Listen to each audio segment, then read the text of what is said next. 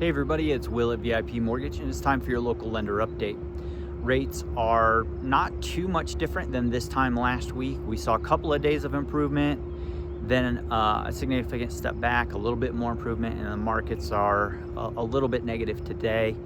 Like I said, overall, not a whole lot different than last Monday, and that is kind of not tracking with all of the data. I think some of that was the Fed meeting last week.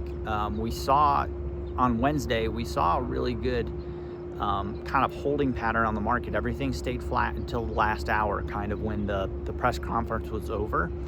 So I think this might be some of that transition to a new Fed chair working itself out. Typically, there is a downward trend in the bond market when the Fed chair changes, regardless of who the new person is. That pattern's held for a long time. And we're also seeing a little bit of digestion of that agreement with Iran. Like I said last week, that's not really an end to the war. It's more of an agreement to have ongoing negotiations. A significant piece of that is that there will be shipping through the Strait of Hormuz while the negotiations continue. So we're seeing some benefit from that, but the market's kind of realizing that it's not as good of a news as we thought it would be originally. But overall, things are just kind of heading sideways through this second quarter. I think we're going to need some larger fundamental shifts to get back to where we were toward the beginning of the year, where the markets had improved to a certain point, and we've kind of been sliding downhill since then. And that has to do with a ton of factors. Employment is something that I used to talk about a lot.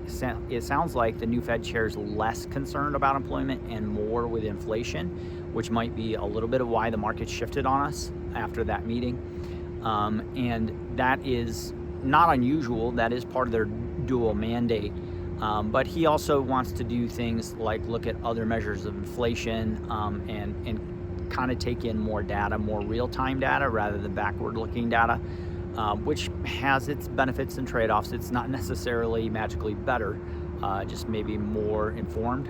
And so we're going to go through a period through the summer here where things are kind of working the kinks out. If everything holds in Iran and the conflict stays at least to a dull roar, I don't expect it to be all sunshine and roses over there, but if we don't see major escalation, we could start to see some stuff improve maybe when we get to the third and fourth quarter, maybe. I'm not trying to make any predictions. I think we're going to be sputtering through the summertime here. So if there's anything we can do for you, give me a call, 719-232-7553.